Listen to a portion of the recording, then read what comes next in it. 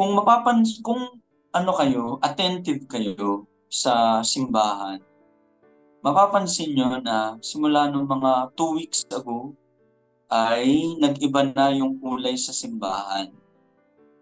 'Di ba? Kulay green. Kulay green. Dati, kulay violet nung Advent, naging kulay white or gold nung Pasko, tapos biglang nagbago na kulay green. Ibig sabihin, nandito na tayo sa ordinary time. So, panibagong panahon sa kalendaryo ng simbahan. Ordinary time or karaniwang panahon. May tanong si Father Jubila, may kumakain ba sa inyo ng siomai? Dito. Ayun, may nagtataas ng kamay. Yung bumibili kayo ng siomai sa labas. Yan. Paano merong nagbebenta siomai, 3 pieces, 15 pesos. Okay na ba yan? Tapos, mayroong sa payong tindahan nakalagay din, special siomai, 3 pieces, 15 pesos. Anong o-orderin nyo? Siomai o special siomai? Special siomai, di ba? Oh. Pagka meron kayong bisita na foreigner, galing States o galing Germany, bago sa Pilipinas, dadalhin nyo sa Chowking, order kayo ng halo-halo. Anong orderin nyo? Halo-halo o special halo-halo? Kung may pera ka, special halo-halo. Dagdagan mo pa ng ice cream, wag lang single scoop, double scoop pa. Parang normal sa atin na mas gusto natin yung special or extraordinary. Ayaw natin ng ordinary. Kaya nga, kahit nasa kalendaryo ng simbahan, yung ordinary time, pabagang na isasantabi. Ayaw natin ng ordinary. Gusto natin yung buhay natin laging extraordinary. Ayaw natin ng pangkaraniwan. Gusto natin palagi special.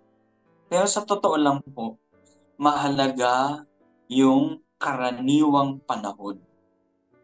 Mahalaga yung ordinary time. Mahalaga yung ordinary duties. Hindi kailangan lahat special.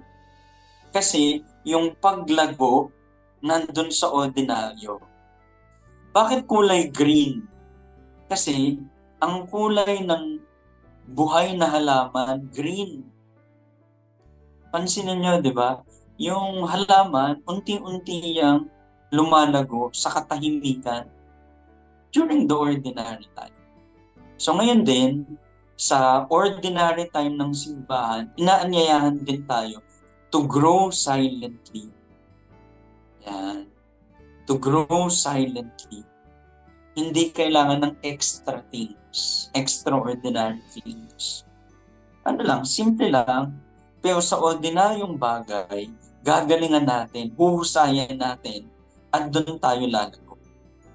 Sa Ebanghelyo, pag panahon ng ordinary time, ang makikita natin, yung mga ordinaryong gawain ng Panginoong Hesus. Pagtuturo, pagpapagaling sa may sakit, pagtataboy sa masamang espiritu, katulad ng Ebanghelyo natin sa darating na linggo. So, feeding people. So these are the ordinary public ministry of Jesus. And we're invited to grow during this time. Sa amin, mga pari ng Don Bosco, ang spirituality namin, spirituality of ordinary daily life. Yung hindi ka naghahanap ng malaking bagay, special na bagay, pero kung ano yung duty mo, gagawin mo ng maayos. Parang si Mother Teresa, ewan ko kung kilala niyo po siya, Mother Teresa of Calcutta. Yung dati living saint ang tawag, pero pumanaw na siya noong mga 1990s. Pero ngayon, tunay na saint na siya. No? Saint Mother Teresa of Calcutta. Sabi niya, not all of us can do great things, but all of us can do little things, but with great love.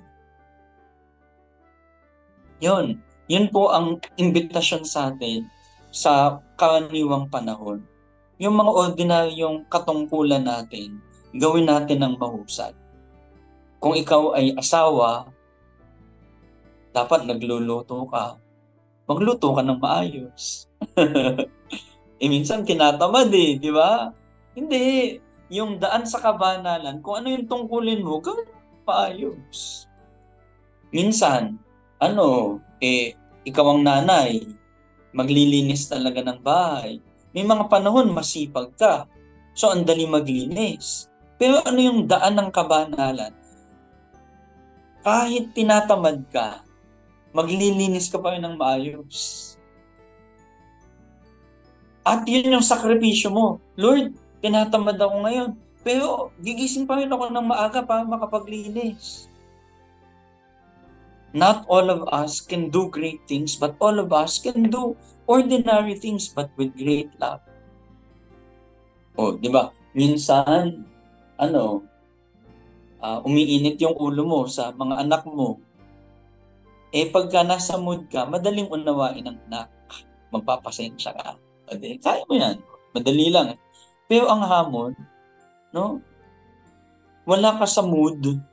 May sarili kang problema, pakainiisip mo, paano bayaran yung utang mo, tapos itong anak mo, pasaway, wala ka sa mood, magpasensya. Pero, dahil duty mo na alagaan ng anak, magpapasensya ka pa rin. Gagabayan mo pa rin siya. So, do your ordinary duties extraordinarily well. Yan ang spirituality natin ng ordinary time. Do your ordinary duties extraordinarily well. Tatapusin ko po yung sharing ko sa isang kwento tungkol sa colonial times ng United States. So, mga ilang centuries na yung nakakaraan. Sabi sa kwento, merong araw na tinatawag nilang dark night sa US. Literally, dark day. Literally, parang naging madilim yung araw nila. So, ang daming mga natakot. Akala nila end of the world na. So, ang daming natakot. Di alam kung anong gagawin. Tapos, sa kongreso nila, yung parang House of Representatives natin, naabutan sila na nagse-session. Tapos, biglang dumilim. So, yung ibang mga congressman, parang nagpapanik na sila. Parang sabi nila, end of the world na yata, end of the world na yata.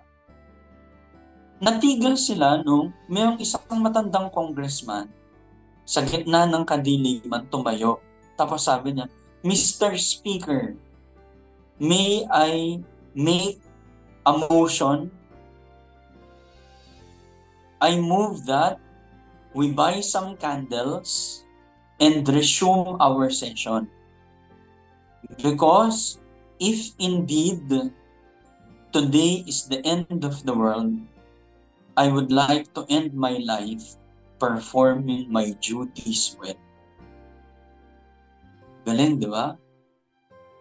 So kung ito na ang katapusan ng mundo, gusto ko, abutin ko ang katapusan na ginagampanan ang aking mga katungkulan ng maayos. So may these thoughts inspire us in today, this evening, and in the coming days, doing our ordinary duties extraordinary. Maraming salamat po sa pakikinig, and God bless you.